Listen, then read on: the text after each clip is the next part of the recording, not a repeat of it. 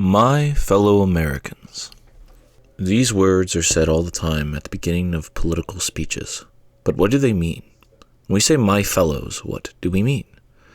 Essentially, we are saying that we are kinfolk, that we are born of the same yoke, that we are in fellowship with one another, neighbors and brothers, fighting alongside each other to make our collective world a better place. And yet, throughout most discourse, these words are not believed. Most politics, well, they don't get along very well. At least not when it comes to the common people who have these debates. All important debates, to be sure. I had a political debate with a friend of mine today, and we argued fiercely. And that man got very upset, right? Now, the debate that we had was a debate about life, about personal liberties, which one should come before the other. And while I won't go into the details of what the debate was about, it doesn't matter. The thing is that you'll often hear that somebody is arguing with the strength of their convictions, or isn't arguing with the strength of their convictions. What does that mean? What does it mean to have an argument in good faith? It means that you are arguing under the assumption that your opponent, we will come back to that word, means what they are saying. That they fundamentally are trying to cooperate with you to come to an answer to a problem, or to at the very least explain the answer that they have arrived at. That they are arguing in cooperation with you for the intention of furthering the conversation in some way. When I had this argument with my fellow American, he got angry, and I respected his anger. And that's important. It would be easy to say that he didn't have the strength of his conviction. Oh, you don't believe that, you just hate women, or you just hate gay people, or you just hate black people, or you just whatever. It'd be easy to accuse the man of not liking my world, the world that I want to create for people. Okay? It'd be easy to say that the things that I want to protect are not the things that this man wants to protect, and thus, as a result, okay, there is no common ground that we can find because he's just a poopy head.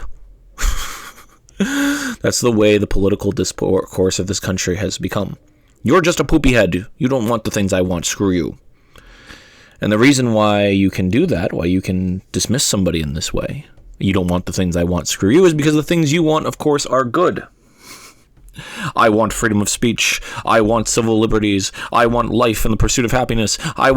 When you want all of these things, you're obviously a good person. What you don't want to admit is this. The people who you are debating against, more often than not, want the same things as you. They just think that those things can be accomplished with different ends than you do. And this is the nature of our current political discourse. You're a poopy head. You don't agree with me. You don't want life, liberty, and pursuit of happiness. You don't want that, right? We say that to our opponent, and automatically the conversation is disengaged. You are no longer listening to your opponent. My opponent, politically, today, got upset because they believed I was saying that lives did not matter. Okay? That life itself is not a sacred virtue, fundamentally. And I got mad at them for a moment because I believed they were saying that liberty, freedom of the choice to control your own body, is not something that should be valued, is not something that should be fought for. The thing is that in both cases, we care what the experience of our fellow human beings are. We care about creating a quality environment for people to exist in the happiest state that they possibly could. We just believe that that can be accomplished in different ways.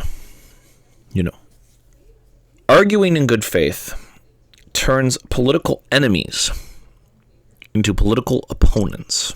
And there is a difference. A political enemy is somebody who you believe is trying to do you harm with their difference of opinion. They think differently than you, so they are trying to hurt you. That is a political enemy. Okay.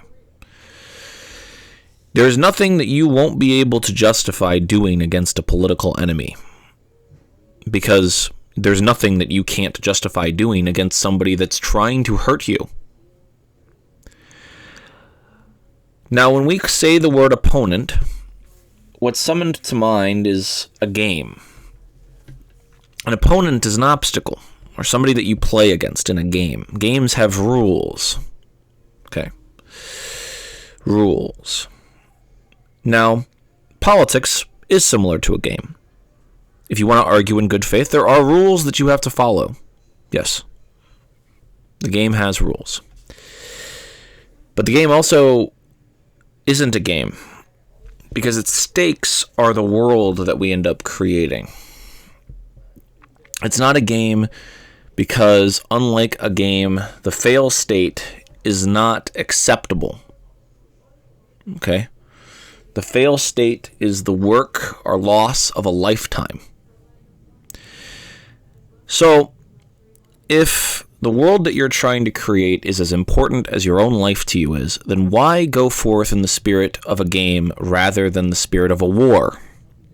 Why not fight politics like a war? Why not have political enemies? Why not fight the bastards like they're bastards? Because there's something magical that happens when you can see your shared humanity with somebody who politically opposes you. It makes you understand that the people in this world who disagree with you do not disagree with you because they are trying to slight you out of your world. The people who disagree with you because they treasure the same exact things you do and have come to different conclusions than you about how to protect and cultivate those things in which you value. And there's nothing more valuable than understanding the perspective of somebody who does not agree with you. And having a composite of beliefs, having everybody not have the same belief, allows you to take things into consideration that you might not have before. Even if you end up not changing your mind, at the very least, it tells you how the person who is opposed to you is thinking about it. Arguing in good faith, taking the words of other people seriously, it's hard. You have to find somebody whose intentions you legitimately trust, and that is uncommon. There are a lot of times when I hear people express ideas about what things should be like, where they legitimately sound to me like they have some sort of repressed, narrow-minded view, where they are one of the ists, fascist, sexist, racist, secretly, and they're hiding it, where they seem to hold somebody a grudge. But occasionally, if you're looking for it, you will find a shared humanitarian streak among your opponents. Somebody who has the strength of their convictions. Somebody with whom can be a political opponent.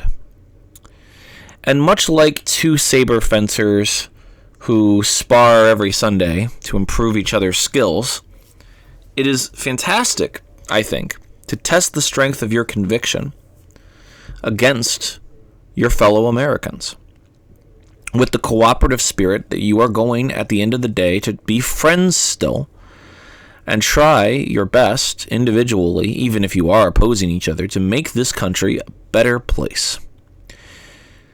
If my opponent's world came to pass, I know that most of the things that I value would be represented. Some of the things I value would be trampled upon. My opponent knows the same from me, that most of the virtues that he wishes to be upheld in the world would be, and that some of the issues that he wants to be, go his way, wouldn't be, that they would be trampled upon. Right? Is compromise the answer? Some things can't be compromised on. Some things you cannot find compromises for. Sometimes the compromise, right, is losing to the person because their opinion is just so clear-cut morally. That's unfortunate, when we can't compromise. 9 times out of 10 there is one, but there's that 10. There's that one. Out of 1,000 issues, that means there's 100 issues that me and you cannot compromise on. That's one way to see it. There's 100 issues that me and you are not ever going to agree about out of 1,000. That's a lot of issues. But 900 issues is a lot of issues that we can come into an agreement about, that we can come to a compromise on.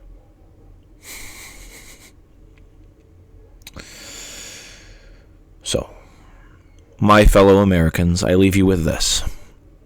When possible, argue in good faith. See that your opponent is a human being who cherishes the same things as you and has simply come to different conclusions. Strive forward, when possible, in a shared humanity, in a shared kinship, in a fellowship of trust and respect.